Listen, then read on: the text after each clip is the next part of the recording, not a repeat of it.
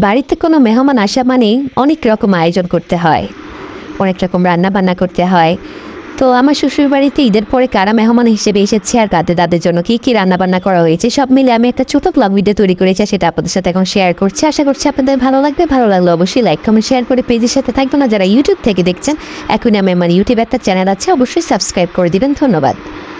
Hello, আসসালামু আলাইকুম। সবার কার কী অবস্থা, সবাই কেমন আছেন? আশা করছি সবাই ভালো আছেন। আমার এই যে একটা ভিডিও দেখছেন, সকালবেলার একটা ক্লিপ, এটা আমি সকালবেলা বাড়ির উঠানটা একটু ঝাড়ু দিচ্ছিলাম। তখন আসলে আমি শ্বশুর বাড়িতে ছিলাম, এখন তো ঢাকায় চলে এসেছি। হ্যাঁ, এই আর কি। তো গ্রামের বাড়ির উঠানগুলো তো অনেক বড় হয়, আর যেহেতু অনেক গাছপালা আছে এই জন্য প্রতিদিন সকালবেলায় অনেক পাতা পড়ে থাকে। তো এটা যদি পরিষ্কার না করা হয় তখন দেখতে ভালো লাগে না। হ্যাঁ, তো আমি একটু ঝাড়ু দিয়ে দিচ্ছিলাম।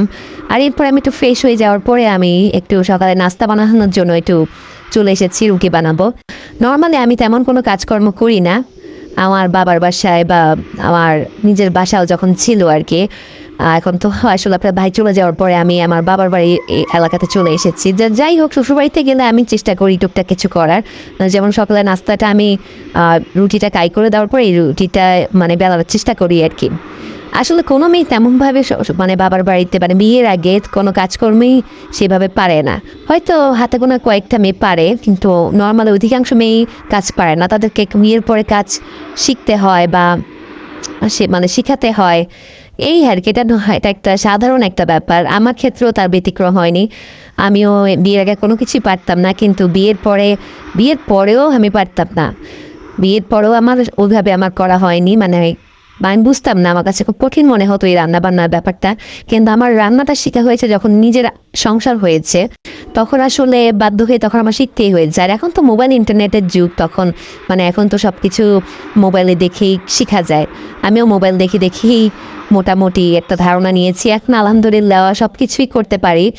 আমি মেহমানদের জন্য মানে যা যা রান্না করা দরকার সেটা করে মেহমানদারিও করতে পারি যতটুকু পারি, আলহামদুলিল্লাহ। এই আর কি। কিন্তু ওইভাবে আমি হয়তো এত পাকা রাঁধুনি না, কিন্তু করতে পারি। তো আমাদের বাসায় আমার শ্বশুরবাড়িতে ঈদের পরে যারা মেহমান হিসেবে আজকে যারা আসবে আর কি, তাদের জন্য অনেক আয়োজন করা হচ্ছে। তো এর মধ্যে আমি ভাবলাম, আমার শাশুড়িকে বললাম যে রোস্টটা আমিই করি। তো মাটির চুলা, আসলে বিয়ের এত বছর পরেও মাটির চুলা কখনো আমার রান্না করা হয়নি। তো আমি ভাবলাম ওদিন আমি একটু রান্না করে দেখি এটার কিভাবে রান্না করতে হয় আর কীরকম লাগে আর কি। ও সব কিছু রেডি করার পরে আমি রান্নাটা বসালাম। আসলে সত্যি কথা বলতে মাটির চুলার রান্না যেরকম মজা হয়, তেমনই এটা রান্না করতে কিন্তু অনেক কষ্টের ব্যাপার।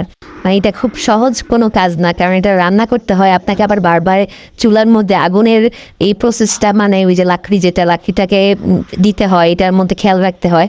আসলে মানুষ হচ্ছে অভ্যাসের দাস, মানুষ যে কোনো কাজ করতে করতে কিন্তু শিখে যায়, কারণ শুরুতেই তো সব কিছু পারে না, কঠিন লাগে। তো যাই হোক, আলহামদুলিল্লাহ রোস্টর সব রান্না করার পরে মানে বাকি সব রান্না করা হয়েছে।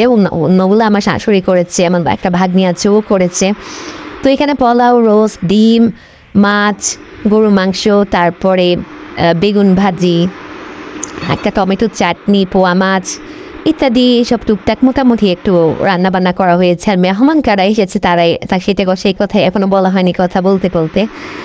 মেহমান এসেছে আমার বাবা মা। যেহেতু আমার বাবা মা ঈদের পরে ঢাকা থেকে গ্রামে গিয়েছিল তাদের দরকারে কোনো প্রয়োজনীয় কাজে, তো এই জন্য যেহেতু আমিও শ্বশুরবাড়িতে আছি, এই জন্য সবাই এসেছে আর কি আমার বাসায় আমার সাথে দেখা করতে, আমার শ্বশুরবাড়িতে আর কি সব শাশুড়ির সাথে দেখা করতে। তো এখানে আমার বাবা মা, আমার ভাবি সবাই এসেছে আর কি। তো এইভাবে আমরা একটা সময় কাটালাম, ওই দিনটা এইভাবেই পার করেছি। এরপর বিকেলে একটা নাস্তার আয়োজন করেছিলাম হালকা পাতলা, আর এইভাবেই আমাদের একটা দিন পার করলাম। আপনাদের সবার কার কেমন লাগলো ভিডিওটা কমেন্ট করে জানাবেন। সবাই ভালো থাকবেন। আল্লাহ হাফিজ।